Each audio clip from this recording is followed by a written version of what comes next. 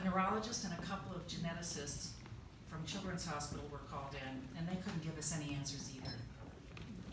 Alex was having a lot of trouble eating, and he began to lose weight like within 24 hours of being born. I just really remember before leaving the hospital, the pediatrician came into my room, took hold of my hand and said, "More than likely your son is brain damaged, so just take him home and love him." So as parents, Dave and I were devastated.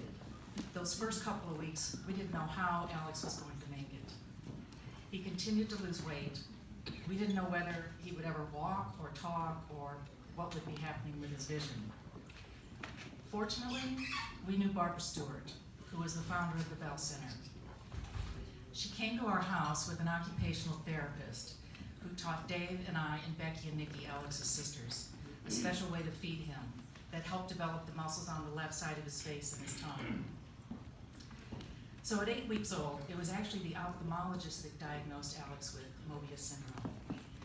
It was helpful that his disability had a name, but what Bell helped us with was not letting that be a label with limitations.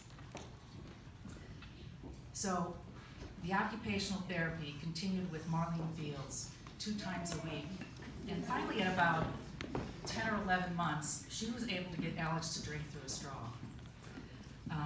Most of you will know what that means here, because it was a pivotal and an emotional moment, because what it meant was that he could feed himself and that he would eventually be able to talk. Every time Alex went for a checkup, the doctor was surprised at how much progress he was making. Yes, this is the same doctor that told us more than likely he was brain damaged and take him home and love him. And I'm really certain it was also the same doctor who also said to me when Alex was a toddler, he said, "You know, Mimi, when Alex grows up, he's gonna be very short, I'm just telling you."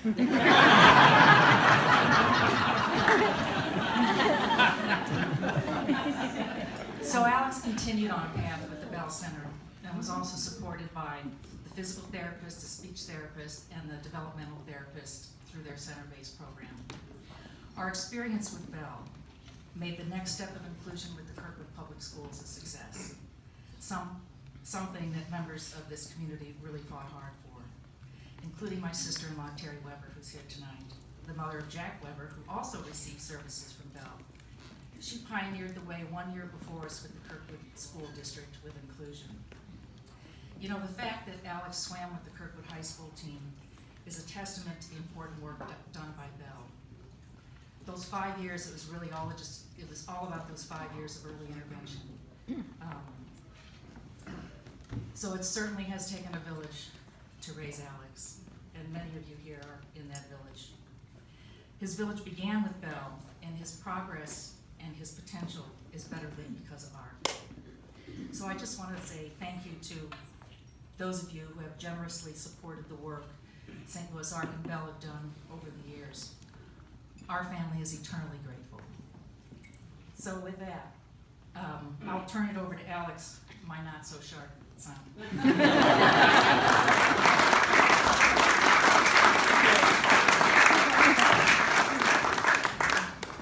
Hi.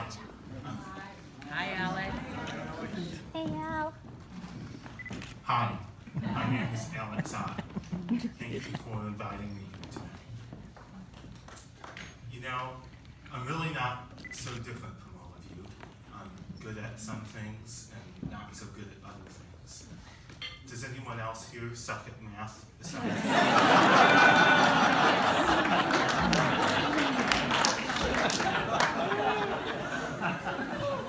My earliest memories from Bell are really more of the people. Marlene Fields, my OT. Debbie Stingle, my PT. Kate Hannon and Miss Laney, who I had as teachers in the classroom. There was also the cook, Miss Darlene, who made pretty darn good meatloaf. I was always quick to offer to take the dirty dishes back to the kitchen in hopes of getting just one more piece of that meatloaf. I went through the Kirkwood Public School high school. I liked history the best, but I still wasn't any good at math. The best part of high school was being on the varsity swim team. I was definitely the slowest swimmer on the team, and I swam with some of the fastest swimmers in the state. I really never thought Coach Beasley would even consider putting me in a swim meet. I thought my role on the team would be limited to just showing up to practices every day. I'll never forget the second meet that season was against Afton High School.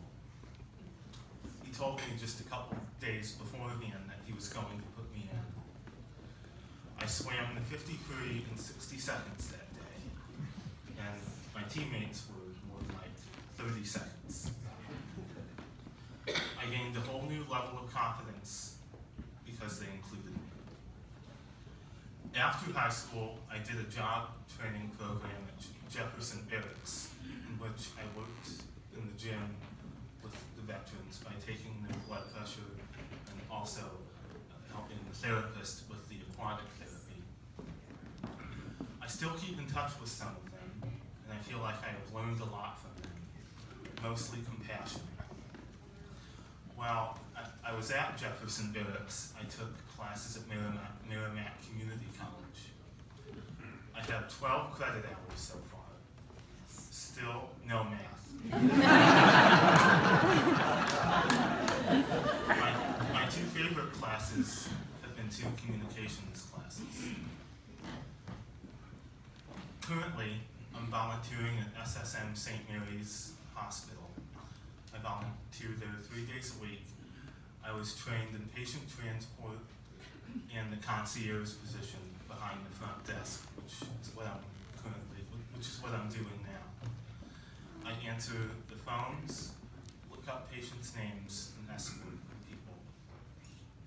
I've learned quicker responses to problem solving while also trying to put myself in their shoes. What I hope for the future is to someday live independently and have a job that I like, where I can keep learning, but also make a difference.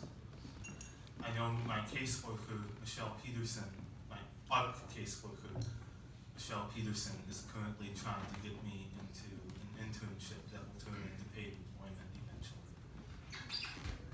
I sincerely appreciate what the ARC is doing for me. You know, when I was trying to put my thoughts together for tonight, I wanted to make sure and mention my sisters, Becky, who was a teacher at Bell, and Nikki, who is a physical therapist. I think they found their calling perhaps as a result of the work of what Bell did. It also occurred to me that my uncle Stevie, who passed away this year at the age of 67, received services through ARC throughout his whole life. My cousin, Jack Weber, who is 23, is supported by ARC through one of their day programs and is doing quite well. It's a good feeling knowing that ARC will always be there for me and for others as well. Thank you.